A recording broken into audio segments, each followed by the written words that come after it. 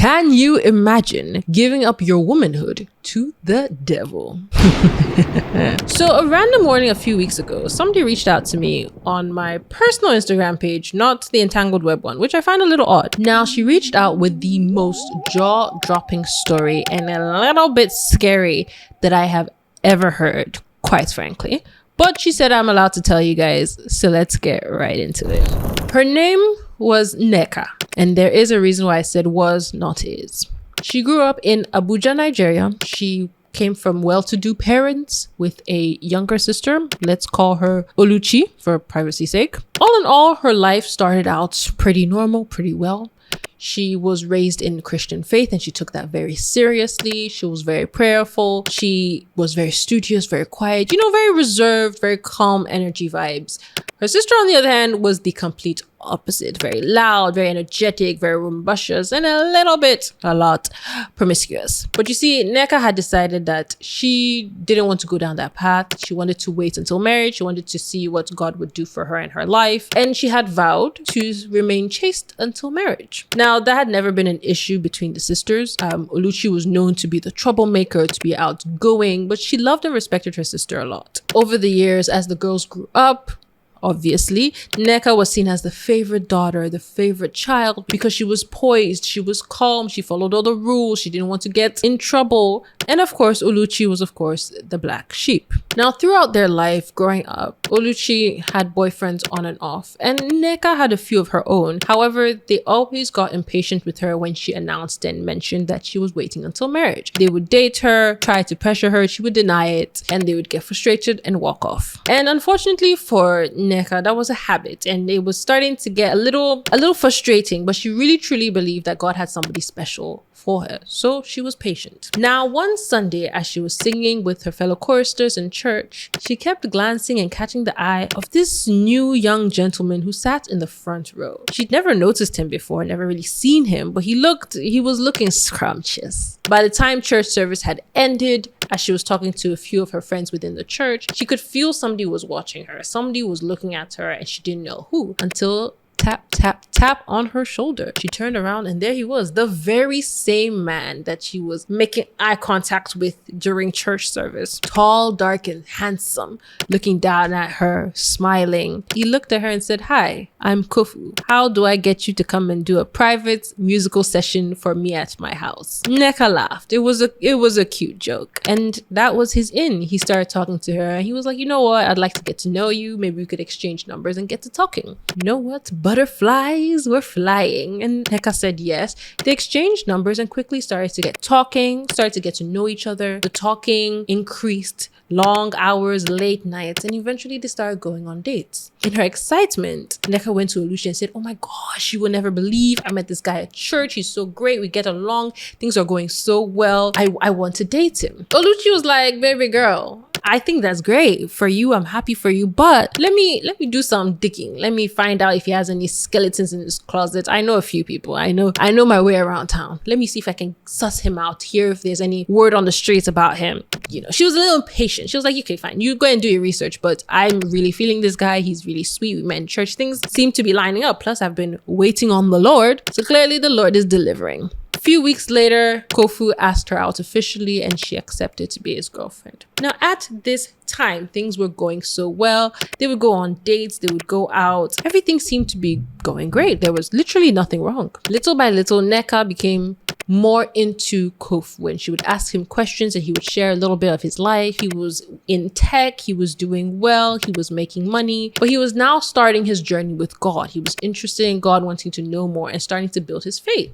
And I was like, "Oh my gosh, this is great. This is wonderful. We're aligning." He was like, "Yeah, I really believe that God put you in my path because this is who I'm supposed to be with." And I was like, wow, butterflies in my stomach, heart palpitations, rosy cheeks, everything was going great. Because what could possibly go wrong?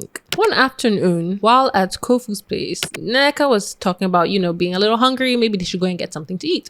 Kofu was like, oh yeah, sure. Let's go. Let's grab my car. Let's head on out. They grab the car, are heading out, and they pass by the gates and see this woman crying and screaming just by the gates, disheveled looking. And Neka goes, oh my gosh, Kofu, let's stop. Let's see what this woman he drives past. Neka looks at him and goes, what was that? Kofu didn't even flinch. She said, oh my lord, don't mind that woman. She was into some dark magic. She used to live in this neighborhood, but she entered some black magic business and it has made her completely mad. She's unsettled. Don't go there. She's a complete crazy. Neka hadn't seen this before and said, oh my gosh, that is a little shocking. But she seemed to want to talk to us, want to say something. Maybe she knew you from before. He goes, no. Don't go near her. Those things are dangerous. So of course, Neka let it go. A few months down the line, Kofu's attitude and behavior started to change. Just like her previous exes, he started to grow a little distant. He started to get a little antsy, a little fidgety. And every time Neka would come to him and say, oh baby, what's going on? I haven't heard from you today. Hold up, wait, subscribe to our YouTube channel. Now let's go back to the show.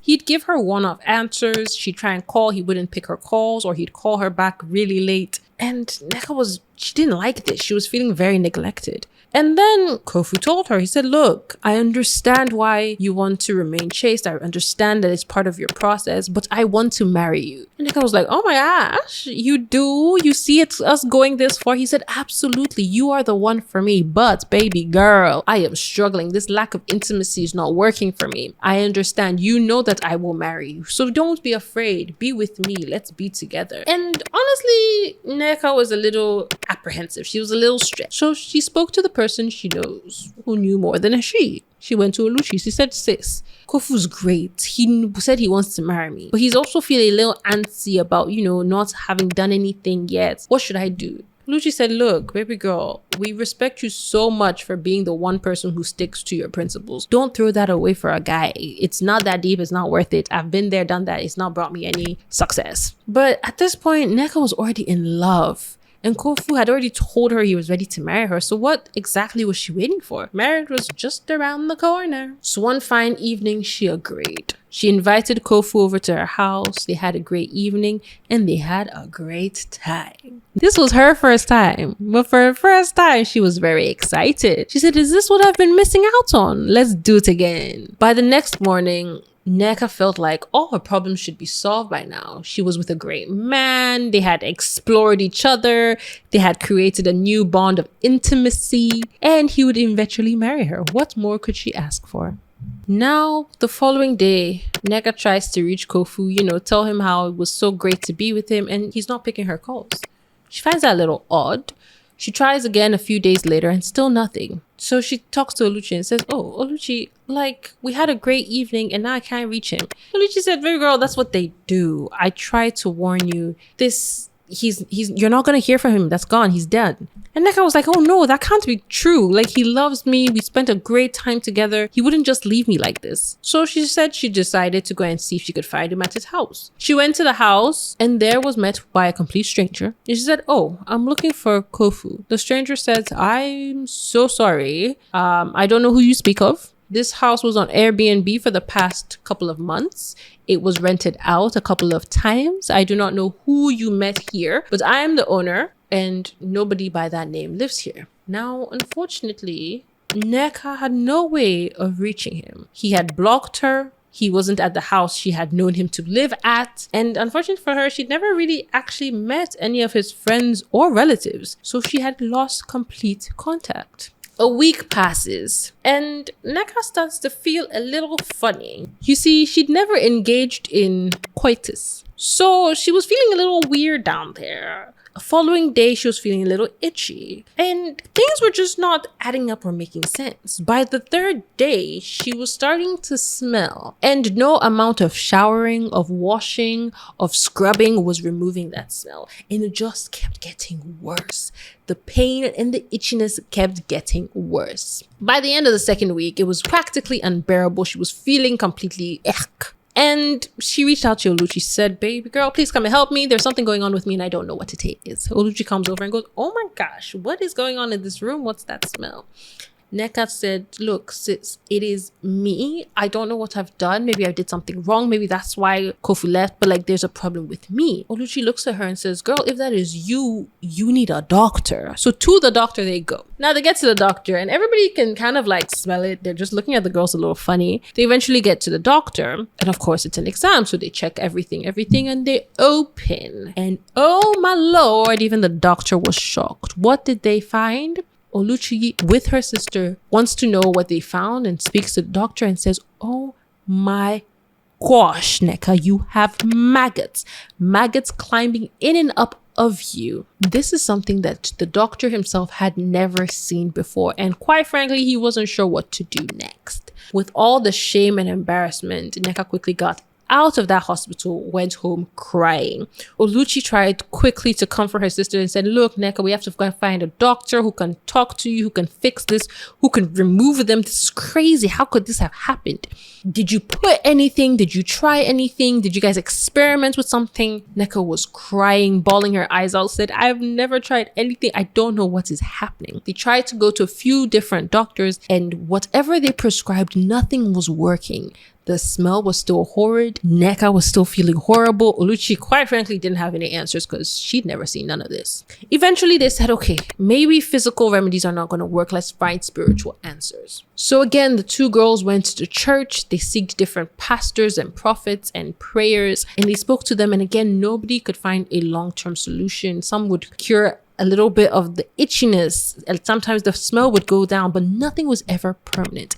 It had been a month and Nneka was falling apart. Her confidence was gone, shattered, completely destroyed. She had no future. And in that moment of despair, she remembered something. Another woman who had looked crazy and completely out of her mind. That day when she and Kofu had left the house and the woman was mad outside crying, maybe she had known something. Maybe she had an answer. So Nneka went hunting. She went looking for this woman. She said, I must find this woman. And as she roamed the streets and the neighborhood, she would ask people, did you see a woman here who did X, Y, and Z, who did this, who was like this? People around her, aside from the horrid smell, didn't have answers for her. Until a woman came to her and said, who are you looking for? Nneka explained that, oh, there was this woman I saw at the gate over here. She was suffering. It looked like she was going mad. I want to speak to her. She seemed to know the person I was walking with. The woman said, the person you are looking for was called Clara. She was a young and vibrant woman. She had never been with a man, and then she fell for some young, rich tech bro. After sleeping with him, she was riddled with maggots, completely disheveled, lost everything in her soul, and eventually, after months and months of no solution, she took her own life. Is this what is happening to you? Nneka said, oh my gosh, that's my story. Who is this man? What does he do? The woman said, look, in this neighborhood, those who know, there are lots of seemingly rich people who engage in blood rituals and dark magic. This man, I am sure that is how he earns his money, by ensuring that he sleeps with a virgin woman to retain his power and the money he is blessed with. The women, on the other hand, suffer and eventually, very often, take their own lives. There is no remedy unless you can find the man. In that moment, Nneka had gotten the answers and the closure she'd been looking for. She knew all hope was lost. She wrote to us and said, at Entangled Web, please tell these young ladies of today that it is not by force to sleep with someone. You do not know what is going on in these streets. You do not know who these men are. You do not know what they bring to you. You would be better off staying a hell away from them and waiting till marriage. She continued that the world is a dark and cold place, and she unfortunately wants nothing to do with it. Now, by the time I would be reading this story, Nneka would be dead and gone. Now that's an entangled web. And that's all I've got for you guys today. Don't forget to let us know your thoughts down in the comment section. Have you heard of anything like this? Do you know who this might be? Please take the word out and let us know your thoughts in the comment section. Don't forget to like, subscribe, and follow us on all our social media channels at EntangledWebStories. Don't forget to subscribe to our YouTube channel, and I'll catch you in the next video every single Saturday. Bye!